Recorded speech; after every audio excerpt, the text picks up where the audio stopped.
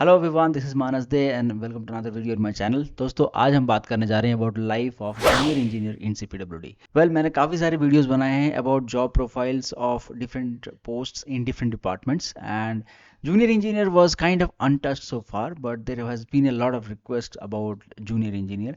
सो मैंने सोचा कि क्यों ना जूनियर इंजीनियर के बारे में भी एक वीडियो बनाया जाए। आज के इस वीडियो में हम बात करेंगे about how do you get into junior engineer in CPWD and what are other departments that you can get through.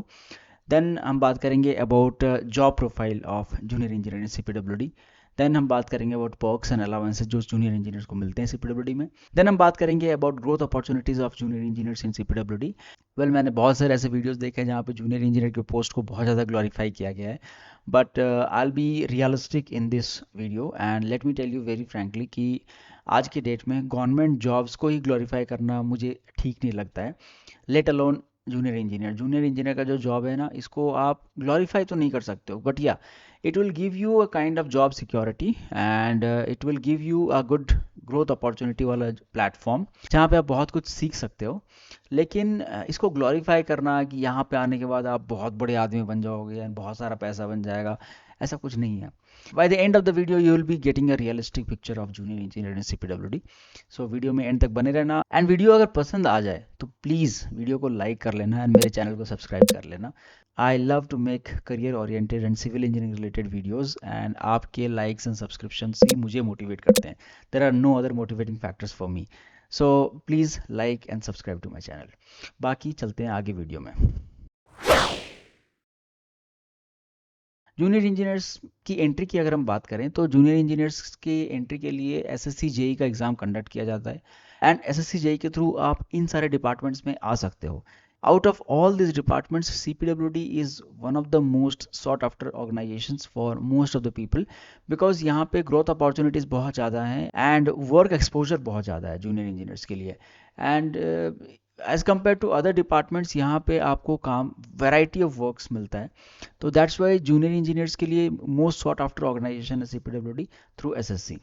अगर हम वैकेंसीज़ की बात करें, जेई की जो वैकेंसी आती है हर साल, तो एसएससी के थ्रू जो वैकेंसीज आती है they are pretty huge as compare to engineering services examination and over the years जो वैकेंसी ट्रेंड है वो कुछ इस तरह का है एंड यहाँ पे क्लियर ट्रेंड देखा जा सकता है कि the number of vacancies for civil engineers is quite huge as compare to other departments. मैंने अपने प्रीवियस वीडियोस में भी बताया कि कोई भी जो प्योर गवर्नमेंट सेक्टर वाला जो जॉब होता है ना, पीएसयूज की बात नहीं कर रहा हूँ, गवर्नमेंट सेक्टर जॉब्स की बात कर रहा हूँ, वहाँ पे जो सिविल इंजीनियर्स की वैकेंसी होती है वो बहुत ज़्यादा होता है। क्यों होता है उसका रीजनिंग मैंने कई बार अपने वीडियोज़ में बताया है, so I am not going to repeat it, but you can see a clear trend that number of vacancies of civil engineers is quite huge as compared to other departments. So as you can see 2023 में total vacancies were 1324, out of which civil vacancies were 1100. 2022 it was 2798 total vacancies जिसमें से 2200 was civil vacancies. So civil by dominate करता है यहाँ पे, very very Frank and that's why and हो भी क्यों ना, मुझे भी ऐसा लगता है कि सिविल इंजीनियर्स के लिए और दूसरे जगहों पे जो इनिशियल करियर वाला फेज़ है ना, वो उतना अच्छा नहीं है इंडिया में। अबाउट 3.5 लैक्स टू 4 लैक्स के आसपास कैंडिडेट्स बैठते हैं इस एग्ज़ाम्स के लिए एंड इसमें जो सिलेक्शन होता है वो ऑब्वियसली आप देख रहे हो कि अराउंड 2000 के आसपास ऑन एन एवरेज सिलेक्शन होता है। So competition is quite huge, 0.01% के आसपास का आपका सिलेक्शन रेशियो है। But as compare to engineering services ये एग्ज़ाम ईजी होता है बिकॉज यहाँ पे कोई सब्जेक्टिव एग्जाम नहीं होता है, 2 पेपर्स होते हैं and both of them are objective, कोई भी इंटरव्यू राउंड्स भी नहीं होता है। So entering into SSC JE is comparatively easier. Subjects almost same होते हैं, पूरे के पूरे सब्जेक्ट्स आपको पढ़ाई करने होते हैं, बट या द एग्ज़ाम के जो लेवल है वो थोड़ा सा डाउन है यहाँ पे। फॉर्म फिलअप करते टाइम ही आपको चॉइस दिया जाता है रीजन फिलअप करने का एंड जिस भी रीजन को आप फिलअप करते हो उसी रीजन में आपकी पोस्टिंग होती है। So once you are into SSC JEEs, based on your rank, you are allotted the different departments. जैसे कि मैंने बताया कि CPWD most sought after organization है for JEEs, so इसीलिए जो टॉप रैंकर्स होते हैं वो जनरली CPWD में आते हैं and based on your region, जो रीजन आपने सेलेक्शन किया है उस रीजन में आपको ट्रेनिंग के लिए भेज दिया जाता है। ट्रेनिंग की अगर बात करें तो training is conducted for 6 months and इस 6 मंथ्स में आपको CPWD के डिफरेंट डिफरेंट वर्किंग प्रोसीजर्स के बारे में बताया जाता है, डिफरेंट टेक्निकल एस्पेक्ट्स के बारे में बताया जाता है। आप जिस भी रीजन में सेलेक्ट होते हो उस रीजन में एक रीजनल ट्रेनिंग इंस्टीट्यूट होता है, RTI बोलते हैं इसको। And in regional training institutes में आपको 6 मंथ्स के लिए रखा जाता है। 6 मंथ्स में आपको रूबरू कराया जाता है about working of CPWD, about different different technical aspects, about administrative aspects of CPWD, works manuals के बारे में बताया जाता है, GCC के बारे में बताया जाता है, and all kinds of stuffs. इसके अलावा आपको कुछ साइट विजिट्स भी कराए जाते हैं, एंड साइट के बारे में नॉलेज दिया जाता है। क्लास लेने के लिए यहाँ पे CPWD के सीनियर ऑफिसर्स आते हैं, या कोई दूसरे डिपार्टमेंट्स के भी सीनियर ऑफिसर्स आपके क्लास लेते हैं। सो क्लासेस आर चिल एंड बहुत ज़्यादा लोड तो नहीं होता है, तो 6 मंथ्स का आपका पेड लीव आप कह सकते हो कि होता है। एंड मैं हमेशा बोलता हूँ कि training days are actually the best days of your career. So make sure कि जब भी आप, अगर आप आते हो CPWD में या फिर किसी भी दूसरे ऑर्गेनाइजेशन में, एंड आपको ट्रेनिंग कराया जाता है, तो मेक श्योर कि आप उस ट्रेनिंग का सबसे ज़्यादा फ़ायदा उठाओ। जो लोग प्रिपरेशन करना चाहते हैं, प्रिपेयर योर सेल्फ अच्छे से, आपको पूरा टाइम मिलता है। बाकी आपको हॉस्टल्स मिलते हैं रहने के लिए, हॉस्टल्स ठीक ठाक हैं, I won't say they are very good. And जो रीजनल ट्रेनिंग इंस्टीट्यूट्स के इंफ्रास्ट्रक्चर है वो भी that's not very good, I mean it's okayish वाला इंफ्रास्ट्रक्चर। अब बात करते हैं ट्रेनिंग में मिलने वाले पर्क्स एंड अलाउंसेस की। तो अगर सैलरी की बात करें तो इनिशियली जो सैलरी होती है आपकी लेवल 6 में आप एंटर करते हो, तो वहाँ पे जो आपका सैलरी होता है विद करंट DA जो कि अराउंड 50% के आसपास है, तो आपका सैलरी समवेयर अराउंड 55,000 के आसपास बन जाता है। HRA आपको नहीं मिलता क्योंकि आप हॉस्टल फैसिलिटी अवेल करते हो। जैसे ही आपका सिटीज़ में पोस्टिंग हो जाता है, अगर आप GPRA में रहते हो तो आपको HRA नहीं मिलेगा। ये 50% रिविजन के बाद अभी करंट HRA जो है that is somewhere around 27% for class X cities, and class Y and class Z cities के लिए अकॉर्डिंगली वेरी करता है, कुछ इस हिसाब का HRA रहता है। सो मोटा मोटा मान के चलिए कि ड्यूरिंग ट्रेनिंग पीरियड आपका जो सैलरी बनता है समवेयर अराउंड 50,000 के आसपास होता है। एंड अगर आपका पोस्टिंग ऐसे जगह पे होता है जहाँ पे GPRA आप अवेल नहीं कर रहे हो, तो फिर आपका सैलरी जो है बढ़ के 55,000 के आसपास, 55 to 60,000 के आसपास हो जाता है। इसके अलावा आपको CGHS मिल जाता है, that is central government health scheme. And CGHS is a very very good health insurance scheme. Unlike private insurance schemes, इस स्कीम के तहत आपका सारा का सारा मेडिसिन का खर्चा कवर होता है। आपका अगर आप छोटा सा बुखार का भी दवाई लेते हो थ्रू CGHS अगर आप लेते हो, तो वो आपको फ्री ऑफ कॉस्ट मिलता है। ट्रेनिंग खत्म होते ही आपकी फील्ड में पोस्टिंग कर दी जाती है। रीजन वाइज पोस्टिंग ही होती है, जो जिस रीजन को चूज करता है उसी रीजन में उसकी पोस्टिंग होती है। Once you are posted you will be mostly junior engineers जो है वो सब डिविजन्स में ही पोस्ट होते हैं। तो अगर मेंटेनेंस सब डिवीजन में पोस्टिंग हो जाती है तो मोस्टली आपको क्वार्टर्स वगैरह का मेंटेनेंस देखना होता है। यहाँ पे आपको छोटे कॉन्ट्रैक्टर्स के साथ डील करना पड़ता है। And junior engineers are at the forefront of execution. कोई भी डायरेक्शंस होता है तो हायर से हायर बॉस भी जो है वो अल्टीमेटली बॉयल डाउन करता है डिसीजन को अप टू जूनियर इंजीनियर। तो junior engineer is most connected with contractor. And जो कॉन्ट्रैक्टर के इंजीनियर्स होते हैं उन पे उनको काम ठीक से कराने के लिए ये बहुत ज़रूरी है कि junior engineers are technically well versed. काफ़ी बार क्या होता है कि हम कॉलेज से निकल के ही SSC JEE के थ्रू आ जाते हैं, सो टेक्निकल नॉलेज उतना ज़्यादा हमारे पास होता नहीं है, एटलीस्ट प्रैक्टिकल टेक्निकल नॉलेज। तो जो भी जूनियर इंजीनियर्स फील्ड पे आते हैं उनको ये होना चाहिए कि दे should learn for first 1 or 2 years, you know. Target ये होना चाहिए कि जो कॉन्ट्रैक्टर्स हैं, छोटे कॉन्ट्रैक्टर्स बड़े कॉन्ट्रैक्टर्स जैसे भी कॉन्ट्रैक्टर्स हैं, they should learn things from them. And there are junior engineers who are actually very very good, because आप फील्ड पे बहुत सारे ऐसे टैक्टिक्स होते हैं ना जो कि बड़ा से बड़ा टेक्निकल नॉलेज वाला आदमी को भी पता नहीं होता है। एंड ये सारे टैक्टिक्स को अगर आपको सीखना है then you have to burn yourself in the scorching sun. आपको धूप में खड़ा रहना पड़ेगा, रात को भी काम कराना पड़ेगा, and then only you will be able to learn things. And once you learn things in 2 to 3 years of time, फिर तो आप दद्दा बन जाते हो साइट के। बिसाइड्स दैट जो जॉब प्रोफाइल होता है जूनियर इंजीनियर का, वो है, अगर आप मेंटेनेंस सब डिविजन्स में होते हो तो आपको डेली रजिस्टर्स एंट्री करनी होती है, आपको डेली इंस्पेक्शंस करने होते हैं। इसके अलावा आपके जितने भी साइट ऑर्डर बुक्स हैं उनको अपडेट करके रखना होता है। आपको इंश्योर करना होता है कि अगर कोई साइट पे हिंड्रेंस आ रहा है तो आप अपने असिस्टेंट इंजीनियर को बताओ, अगर असिस्टेंट इंजीनियर नहीं सुन रहा है तो एग्जीक्यूटिव इंजीनियर को बताओ। एंड एक बहुत ही इंपॉर्टेंट रोल होता है, देखो कॉन्ट्रैक्टर्स की जो अगर जो कॉन्ट्रैक्टर बहुत बिलो में रेट में काम कर रहा होता है तो उसकी टेंडेंसी रहेगी वो चोरी करेगा या फिर ठीक से काम नहीं करना चाहेगा। एंड आपके जो हायर ऑफिसर्स होते हैं ना, वो यही चाहेंगे कि काम जो है एकदम ऑप्टिमम क्वालिटी का हो। Now junior engineers are the bridge between the contractors and the higher officers of the department. इसलिए जूनियर इंजीनियर को बहुत ही एक एक एक कड़े पाथ में चलना पड़ता है, जहाँ पे आपको ये भी इंश्योर करना है कि आपकी बॉस की बात मान जाओ, एंड ये भी इंश्योर करना होता है कि कॉन्ट्रैक्टर ठीक से काम करे। तो कई बार क्या होता है कि कॉन्ट्रैक्टर का थ्रेटनिंग, कॉन्ट्रैक्टर बदमाश कॉन्ट्रैक्टर्स जो होते हैं उनका थ्रेटनिंग वगैरह भी आपको झेलना पड़ता है, but nothing to fear. CPWD में काफ़ी प्रोफेशनलिज्म है, एंड यहाँ पे आपको अगर किसी तरह का थ्रेट मिलता भी है तो आप इमीडिएटली अपने बॉसेस को रिपोर्ट कर सकते हो, and necessary actions are taken in time. So काफ़ी कूल एंड काम एटमॉस्फेयर है। Only thing is that you should read general specifications again and again and get the work executed. Perks की अगर हम बात करें तो एज जूनियर इंजीनियर आपको जीपीआरए में टाइप 3 क्वार्टर्स मिलते हैं। तो टाइप 3 क्वार्टर्स का जो लेआउट होता है वो कुछ इस तरह का होता है। Typically it's a 2 BHK unit, and कई बार क्या होता है कि आपको जहाँ पे क्वार्टर अलॉटमेंट किया जाता है आप ही उस एरिया का मेंटेनेंस करते हो, तो थोड़ा बहुत अपने घर को अच्छे से मेंटेन करके रख सकते हो आप।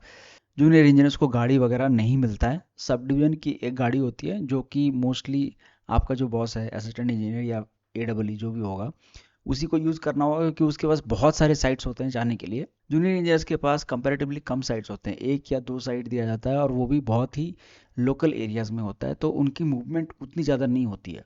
प्लस उनको अपने हायर ऑफिस में ज़्यादा रिपोर्ट भी नहीं करने जाना पड़ता है, तो व्हीकल की रिक्वायरमेंट जो है जूनियर इंजीनियर्स को उतनी ज़्यादा नहीं होती है, एंड दैट्स वाई उनको व्हीकल नहीं दिया जाता है। ऑफिस आपको, अगर आप सब डिवीजन में पोस्टेड हो तो depending on the type of sub division you are, आपको एक ठीक ठाक केबिन मिल जाता है, जहाँ पे आप अपना सारा का सारा ड्राइंग स्टडीज़, अपना सारा का सारा साइट रजिस्टर्स मेंटेन करना, रेगुलर रजिस्टर्स मेंटेन करना, ये सारा का सारा काम करते हो।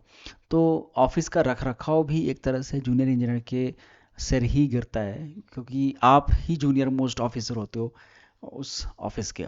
बात करें अगर प्रमोशंस की, तो जब आप जूनियर इंजीनियर में एंट्री करते हो तो जूनियर इंजीनियर की जो पोस्ट होती है वो अराउंड 8 to 10 ईयर्स के लिए होती है। तो आप 8 to 10 ईयर्स जो है एक पोस्ट पर रहते हो, then you are promoted to assistant engineer, जहाँ पे अगेन आपको 8 to 10 ईयर्स का सर्विस करना पड़ता है। Then you are promoted to executive engineer, जहाँ पे अगेन आपको 10 to 12 ईयर्स का सर्विस करना होता है।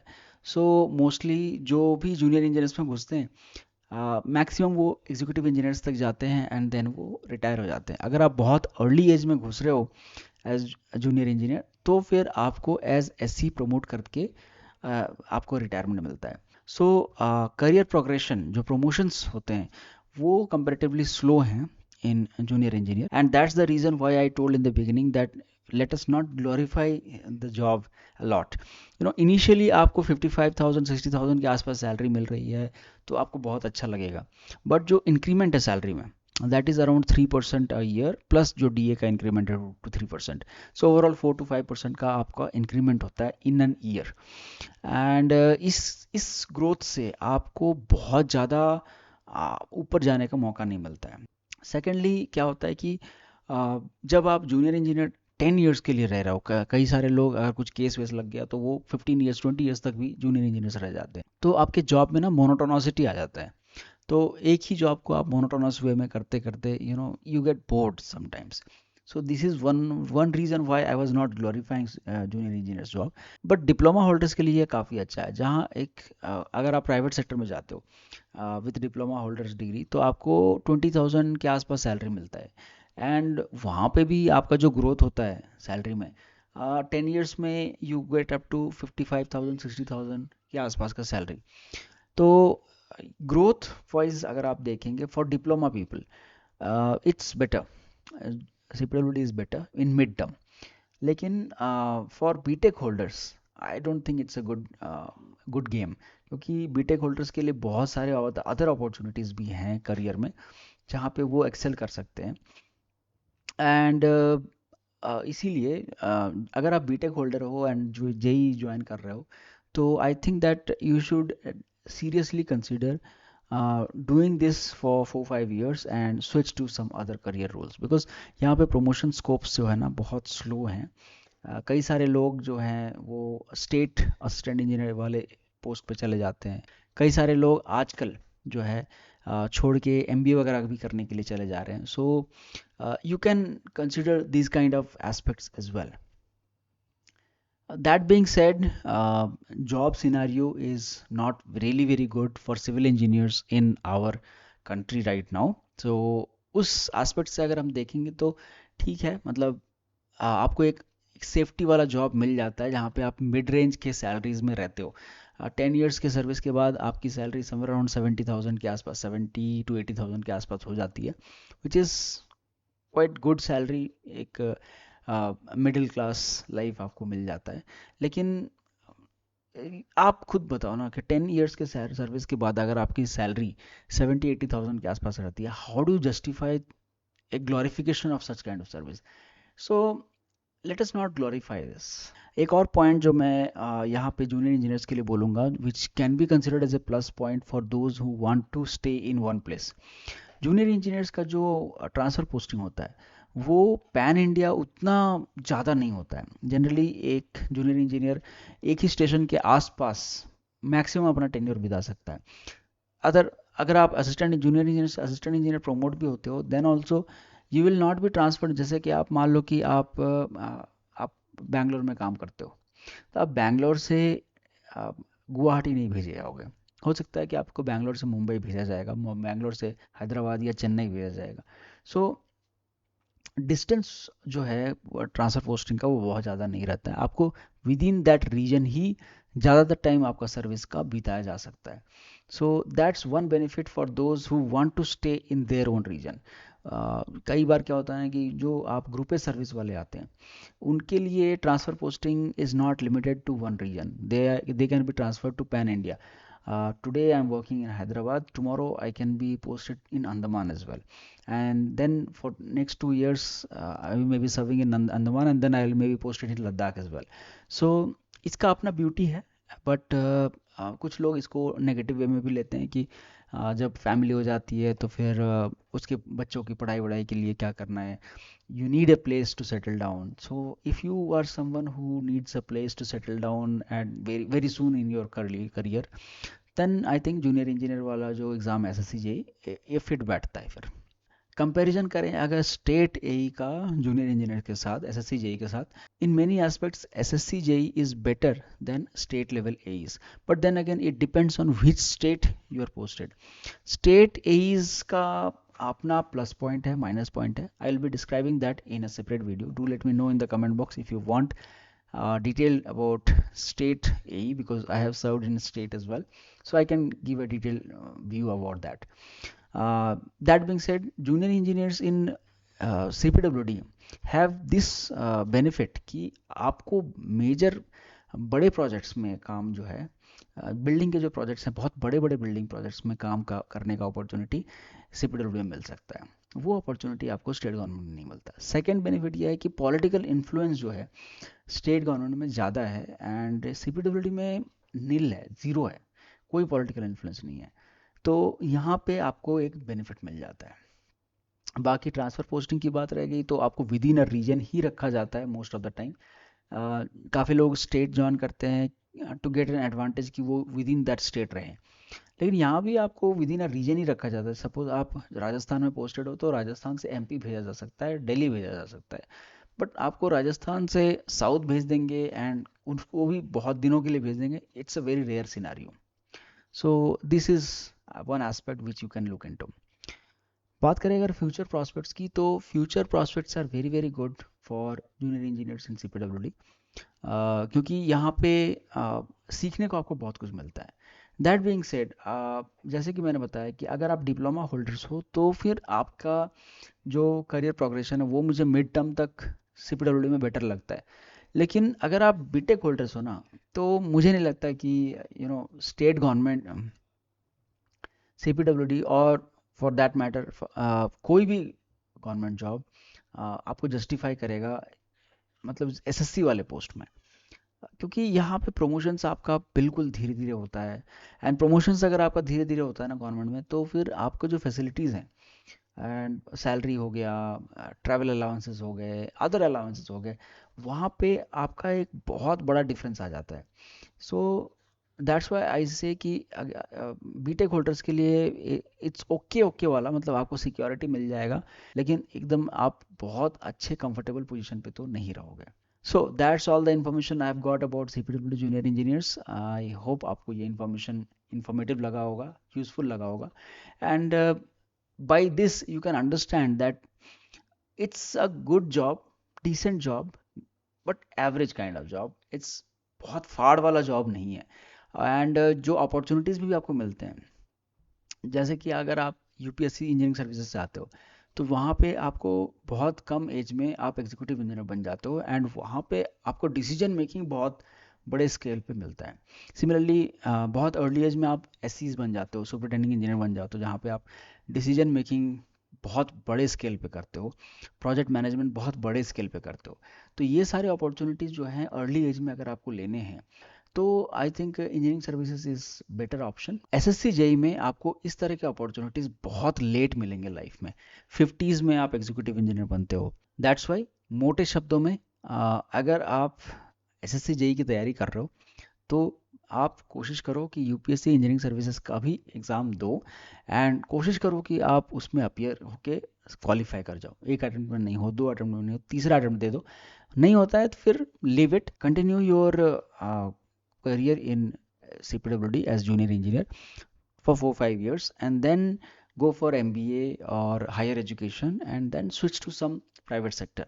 Currently, civil engineering job sector in India is not very great. I will be frank with you, but yeah, it will change in years to come, and when it changes, आप make sure करो कि you make a switch in your career. That's all for today's video. I hope आपको video informative लगा होगा। अगर आपको video informative लगा है तो प्लीज़ लाइक कर दो वीडियो को, ताकि मैं इस तरह के और भी वीडियोस ला सकूं। Do let me no in the comment box if you want more such kind of videos on junior engineers. I will try to make more such kind of videos about other departments also. See you in the next video guys. तब तक के लिए bye bye.